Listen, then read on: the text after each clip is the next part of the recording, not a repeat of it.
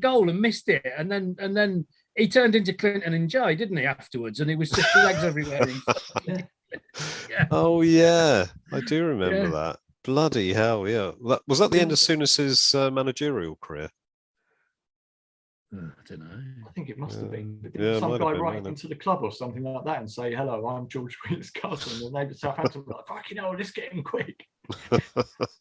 Bloody hell! Old Souness, he's a funny character. I have a friend who does another podcast who've had him on as a guest. Oh yeah, Tom. And he said, look, you talk to him off air, and he's a really nice guy and that, and he genuinely loves the club, and he's actually, despite everything, still through and through Spurs. And then you watch him on the telly and you think, how can you possibly be that? Because you're so bloody negative all the time. And he said, no, it's just frustration because he wants to see the club doing better. And I find it the most incongruous thing when you watch him. You just think everything about his demeanour suggests that he's really got a chip on his shoulder about Nicholson dropping him still. Yeah, definitely. But apparently not. I know he was very homesick when he was at Spurs, in the youth team at Spurs, and he wanted to go back to Scotland. And I think Liverpool came in for him, and I think it's closer to Scotland, so I think that's why he ended up at Liverpool. And of course, it was a good move for him ultimately. Yeah. But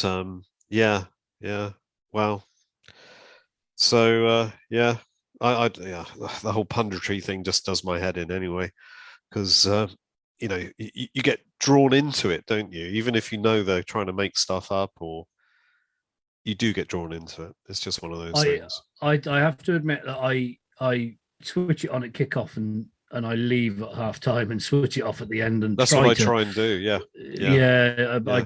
I can't stand any of it. It's so vacuous, and then they roll out these useful idiots to, like Redknapp and that to poison the mix and sort of, Spurs think they're a big club and all this crap. And you think, oh, fuck off, you arsehole. We paid your mortgage for God knows how many years. Yeah, exactly. And he was utter shit for us. He doesn't put that into the equation, does he?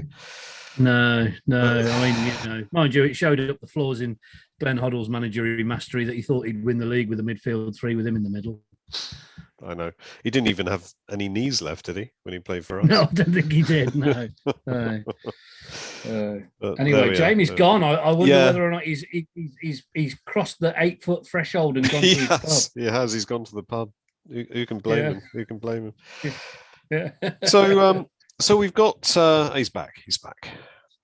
So is Mr. Nib all right? Are you just checking up on your client? He's upstairs in the bedroom waiting for me or anything. He's outside doing a 24-hour ukulele. I didn't say that.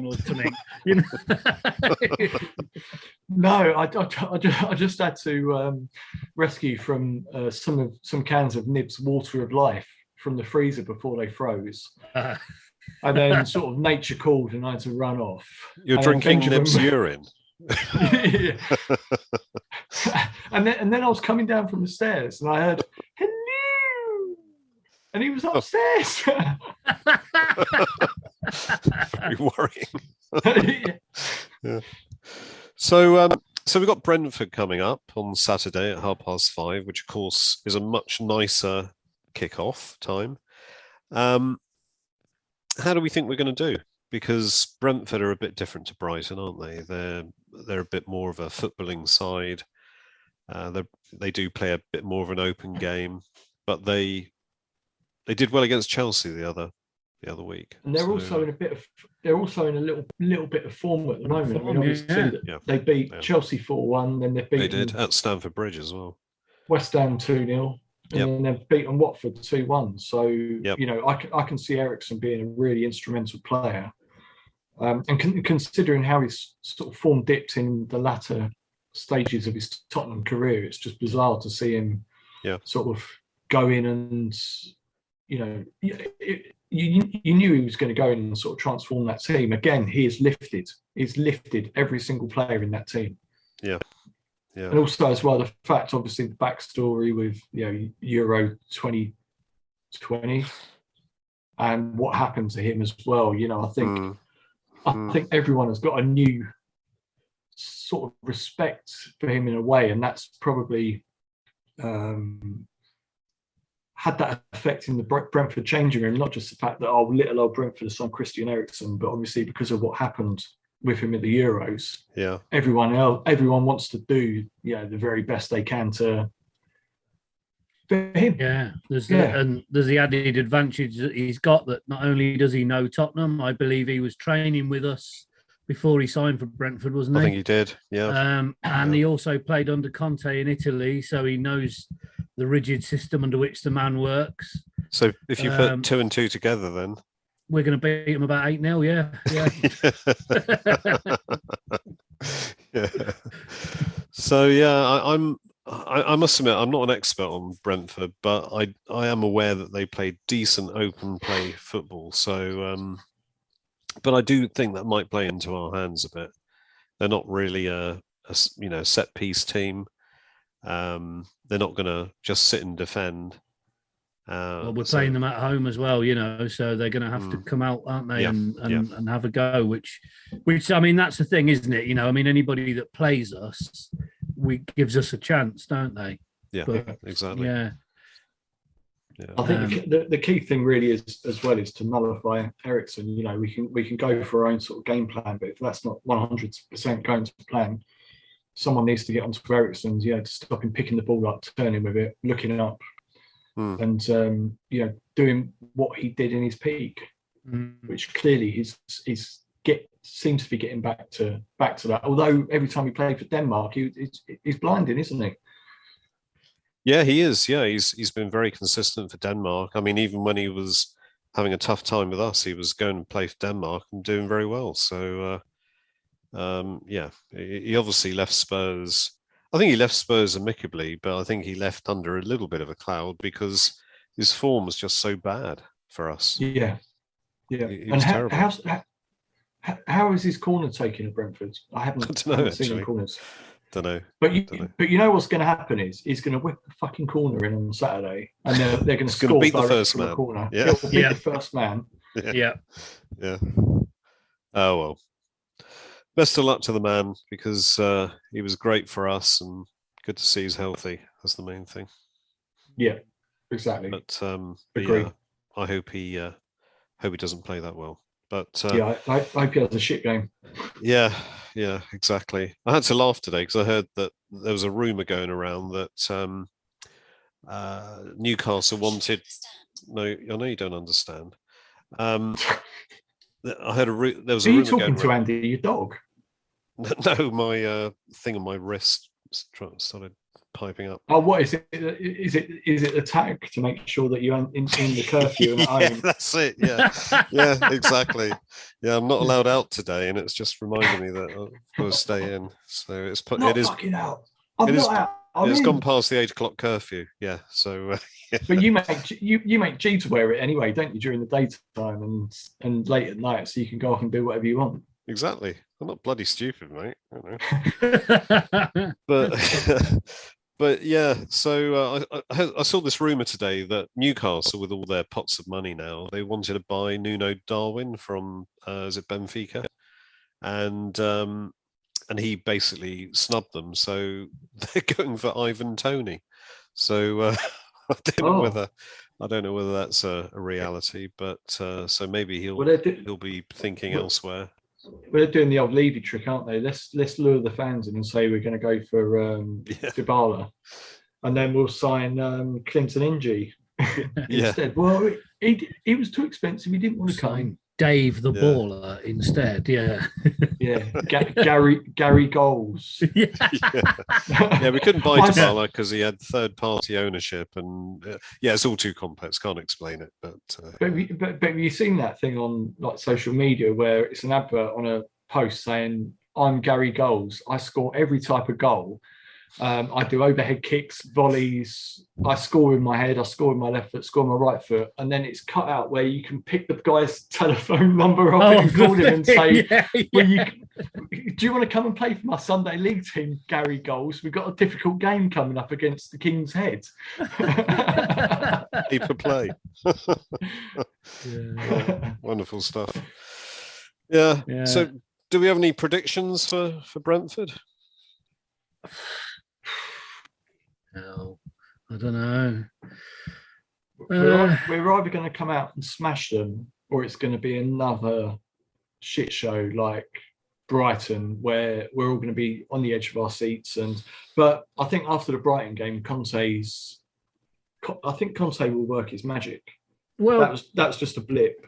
I hope so, and I would like to think you're right. You know, I mean, we're still kind of in control of our own destiny at this point in time, aren't we? So, you know, my many years of Spurs tells me we're going to lose this, and you know, make it that we have to go to Liverpool and get a win, and we have to beat Woolwich, and you know, but you know, you would think that you know, without fucking off to Atlanta to watch the golf, they might be a bit better rested.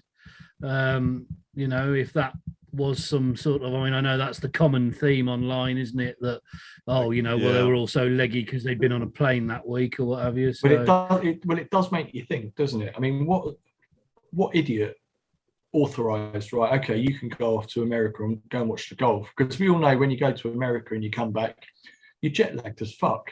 Yeah. You know, it really does fuck you. Yeah.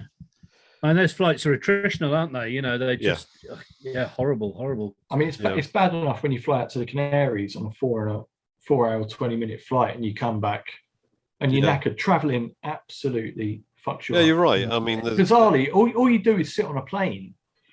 But you know, I mean, I know these players have, you know, their entourages with them and they sort out every single detail, but just physically traveling, doing it, it does knacker you out. So I think also it's not just a physical knackering thing; it's a mental thing as well. If your mindset's been on football for, you know, 4 weeks and you've just been playing games and doing a bit of training, and then you have a break, then your brain's gone somewhere else, which might be a good thing. It might be a bad thing. It might get you out of the groove that you were in. So I don't know what happened there. I think, to be fair, Brighton did a good job. They played well. We didn't play well, and they probably deserved the win in the end. And also bearing in mind that Augusta is 5 hours ahead UK time. If you've been over there for 2 or 3 days, 5 hours ahead of the UK, you know, to them, you know, the kickoff time is 7:30, isn't it? No, 5:30. You know, plus a bit of jet lag. Yeah. You know, so they're going to be getting up. Oh, I can't work it out, doctor. Help me out here. What time will they think it is if they're waking up? I'm not a maths doctor, man. Oh, Jesus. I can never work all that shit out. They're going to be tired and disorientated. Yes, exactly. To some degree, yeah. And you know, sitting in air conditioning for 10 hours over a couple of days is going to suck your body dry. You know, it is terrible stuff. Yeah. It's not a good. I mean, obviously they're going to know that, and they're going to have drinks and that, but it's still a stress on the body, isn't it? You know, it's you know, and you're not allowed to smoke on planes anymore, so they can't relax, and you know, oh shit. Yeah. Sorry, I was confusing him with Jimmy Greaves for a minute. But also as well, when we're at such a crucial point in the season where we're sort of teetering on the brink of top 4. Who the fuck is saying you can go off? I know, it's fucking stupid. I don't get it. Just waiting to. I know there's probably something in Kane's contract to say that I can go and watch the Masters or something, isn't there? Maybe if they think they let him go to golf now, he won't go to golf at the end of the season.